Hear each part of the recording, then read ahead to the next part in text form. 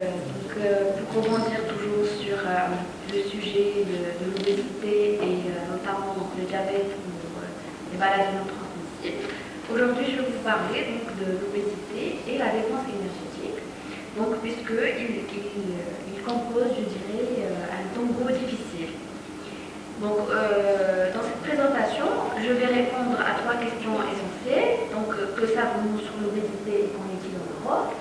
Quelles sont donc les certitudes vis-à-vis de l'activité physique ou la dépense énergétique et quoi de neuf en matière de dépense énergétique et obésité. Donc, avant de parler obésité, j'aimerais démontrer le rôle des techniques isotopiques dans le programme national de nutrition. Ce sont des techniques qui vont aider à améliorer plusieurs programmes nationaux, notamment le programme de contrôle de maladies non transmissibles, le programme de contrôle des déficiences en micronutriments, celui de l'allaitement maternel et surtout le programme national relié à la nutrition. Donc ce sont des techniques très très importantes puisqu'ils vont aider à stabiliser surtout et évaluer les programmes nationaux, notamment le programme de promotion de la diversification alimentaire, de l'allaitement maternel, la fortification également, notamment actuellement les aliments de large consommation sont généralement fortifiés, surtout en fer, puisque la carence en fer va coûter à peu près au gouvernement 2 milliards de dirhams par an. Et donc la fortification a été faite par le fer et EDTA, fait aussi par le groupe chapeauté par le professeur Egnaou, et la prévention, le traitement de la malnutrition sévère, et enfin la prévention et le traitement de l'obésité. Donc ces techniques vont contribuer à tous ces efforts globaux en nutrition, car ils permettent de développer, d'évaluer les interventions visant à lutter contre la malnutrition en toutes ses formes. Donc aujourd'hui je vais vous parler notamment des techniques utilisées pour la composition corporelle et la mesure de la dépense énergétique quotidienne totale chez l'individu obèse, puisque l'obésité va constituer un grand fardeau qui ne fait que s'agrandir, surtout au Maroc. C'est une maladie non transmissible qui va dater de à peu près 23 000 ans avant Jésus-Christ. C'est une maladie qui ne fait que s'accroître et commence à occuper une grande place dans notre population. Mais je voulais insister sur la définition de l'obésité, parce que avoir la même taille ou le même poids ne signifie pas toujours avoir la même composition corporelle. Donc si vous voyez sur l'image, la première image, il y a deux personnes dont l'INC il est élevé, mais une personne elle est assez musclée avec un INC de 35, donc elle est normalement supposée être obèse, et une autre personne qui paraît quand même assez en surpoids et qui a un INC de 29. Donc automatiquement, l'INC ce n'est pas toujours, je dirais, une valeur sûre qui va définir si la personne elle est en état d'obésité ou pas, mais c'est plutôt la mesure de la masse grasse. C'est elle qui va donner exactement si la personne elle est en état d'obésité ou pas, puisque toujours l'obésité n'est pas en relation avec la masse grasse. On peut être obèse en ayant beaucoup plus de muscles que ce qu'il en faut. Donc en même temps, il faut faire attention à l'ethnicité. Donc deux personnes qui vont avoir le même INC, par exemple ici on voit deux personnes qui ont un INC de 22, mais quand on mesure avec les techniques isotopiques, notamment la DEXA, quand on va mesurer la masse grasse des deux personnes, l'une a 9,1% de gras et l'autre, qui paraît encore plus maigre, il a 21,2% de gras. Donc regardez la différence. Donc ne vous fiez toujours pas à l'apparence de la personne. Pas toute personne qui a un INC supérieur entre 18 à 25 est une personne normale. Ou en même temps, pas toute personne qui va avoir un INC de 25, supérieur à 25, c'est une personne en surpoids ou notamment notamment obèses. Donc il faut la mesure certaine de la masse grasse par les techniques d'impédance-métrie ou par exemple les techniques de dilution d'isotrope, la DEXA, la potassium 40. Donc il y a plusieurs techniques qui vont aider à mesurer la composition corporelle et donc déterminer la masse grasse. Et il faut donc, je dirais personnellement, redéfinir la définition de l'obésité. C'est une personne qui va avoir X pourcentage de masse grasse vis-à-vis de son poids et pas un IMC de tel ou tel kilogramme par mètre carré. Donc, on revient au point du poids de la personne. Donc, toujours le poids, ce n'est pas significatif, ce n'est pas toujours, donc je dirais, un indice de l'obésité chez la personne.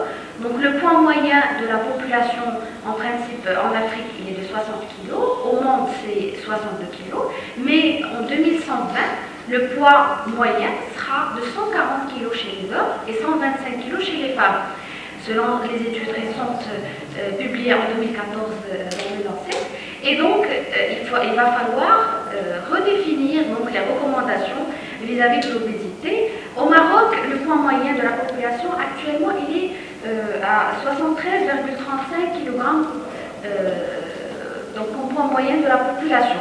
Ce qui fait, je pense, donc il faut une redéfinition de l'obésité selon l'ethnicité, selon chaque pays, selon la génétique de la personne, de la population, selon l'hygiène de vie, selon le rythme surtout de vie, la nature de l'alimentation. Donc il faut plusieurs facteurs qui doivent être pris en considération pour pouvoir donc redéfinir les recommandations et surtout donner donc un bon diagnostic, je dirais, de l'obésité. Donc pour la spécificité marocaine, donc on n'a toujours pas de chiffres spécifiques au Maroc, on se fie toujours aux recommandations internationaux, mondiaux, mais on n'a pas donc, de recommandations spécifiques à la population marocaine. Donc il faut prendre en considération cela, il faut aussi prendre en considération l'ethnicité et surtout les considérations culturelles au Maroc.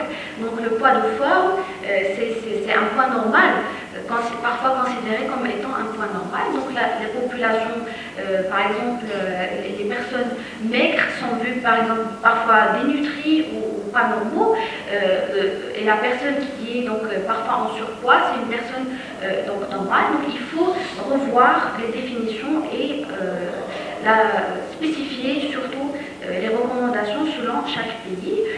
La même chose donc pour les enfants, les courbes de croissance doivent être sûrement revisitées puisque l'étude faite donc au niveau de la Chine, la Liban, la Malaisie, les Philippines et Thaïlande sur 1039 enfants âgés de 8 à 10 ans a démontré qu'il y a plusieurs différences entre les résultats retrouvés et donc il faut considérer les différences ethniques dans la composition corporelle lors de l'élaboration de l'indice de masse corporelle.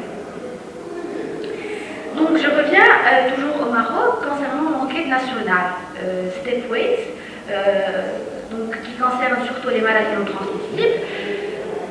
Cela démontre que 80% de causes de mortalité est due aux maladies non transmissibles au Maroc. Et donc l'obésité fait partie de ces maladies. En relation également avec l'activité physique, on va noter que pour les deux sexes, je veux dire pour les femmes ainsi que pour les hommes, en moyenne, ils pratiquent 7,9 minutes par jour d'activité physique. En milieu urbain, c'est à peu près la même chose, vers 9,5 minutes par jour. Et puis, concernant la partie, donc, la moyenne de sédentarité, donc les personnes au Maroc passent 184 minutes par jour en situation donc, allongée ou en situation de sédentarité, bien sûr au sommet, ce qui est vraiment, donc les chiffres ils sont très alarmants. Et pour conclure, donc, l'enquête Stepwise a démontré que 53% de la population marocaine est en situation de surpoids, dont 20% de la population est obèse. Donc, en ce qui concerne l'activité physique, physique, la dépense énergétique et l'actualité au niveau de l'obésité. Donc actuellement, on a deux voies à suivre, soit les méthodes conventionnelles, les méthodes classiques que tout le monde connaît, ou sinon les méthodes gold standard qui sont les techniques isotopiques qui vont permettre à donner plus de détails, à vraiment donner une description complète de la composition corporelle de la personne et en même temps nous permettre à guider notre prise en charge, à mieux diagnostiquer également donc, l'état de surpoids ou d'obésité chez nos patients. Donc parfois, une virgule mal placée peut semer le doute. Et donc, semer le doute dans vos esprits, c'est mon objectif aujourd'hui. Pourquoi? Parce que la seule certitude est l'incertitude. Dans nos certitudes, ce qu'on a appris, on sait que la puberté a un effet sur la stabilité de l'énergie, qu'il n'y a pas de différence, ou plutôt qu'il y a beaucoup de différence par rapport à la dépense énergétique chez les hommes que celle des femmes, que la grossesse a un effet sur la stabilité de l'énergie dépensée, et que chez les adultes, entre 20 à 60 ans, donc la dépense énergétique fluctue par tranche d'âge. Voilà, c'est ce qui a été donc, démontré depuis longtemps, sauf que nous, donc, dans notre centre de recherche, il y a deux doctorantes donc, du groupe, Madame Dr Asma El-Hindouchi et Madame Ithad Bentou, ont fait donc, une étude sur 29 pays dans le Maroc avec une approche isotopique. Donc on a mesuré l'IMC, on a mesuré la masse grasse, la masse maigre, tous les paramètres de la composition corporelle au niveau de 29 pays. Et puis, donc, on a détaillé vis-à-vis de l'activité physique, vis-à-vis donc, de l'effet de la masse grasse sur ces personnes, etc. Et donc, ces études ont été publiées dans plusieurs revues donc, internationaux, notamment le Current Biology, Science, Nature, etc. Et ça c'est très récent, c'est entre 2021 et 2022. L'étude a été menée sur 6421 participants, dont sur 29 pays, la tranche d'âge était de 8 jours à 95 ans.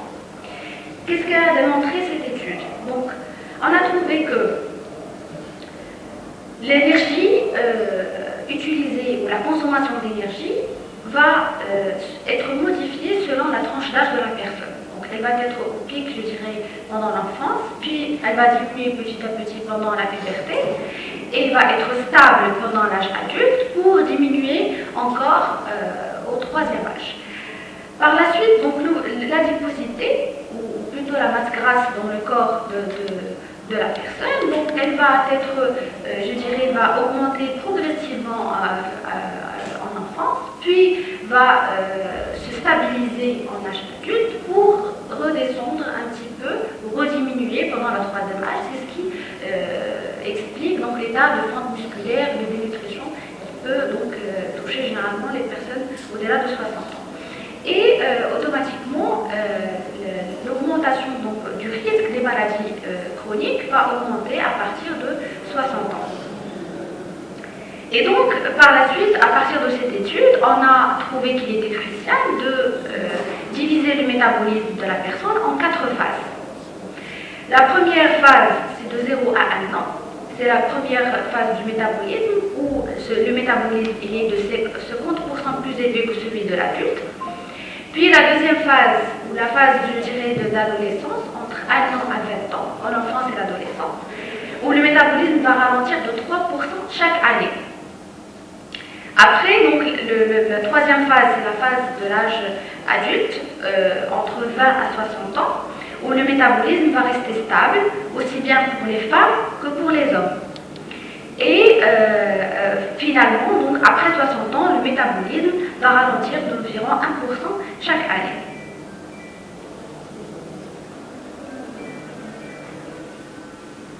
Voilà. Donc, concernant l'activité physique, je reviens toujours aux certitudes. Donc, on reconnaît le schéma classique de l'activité physique, c'est qu'il se constitue du métabolisme de base et puis de l'activité physique qui constitue l'activité professionnelle, les loisirs, le sport, etc. Donc, ce schéma montre que le métabolisme de base, il est stable. Et on reconnaît tous que le métabolisme métabolisme de base, avant, il était défini comme étant 1200 kilocalories chez les femmes et 1500 chez les hommes. Et on reconnaît aussi les recommandations de l'OMS vis-à-vis de l'activité physique, c'est qu'il faut pratiquer 150 à 300 minutes d'activité physique aérobique d'intensité modérée, ou plutôt 75 à 150 minutes d'activité physique donc aérobique d'intensité soutenue.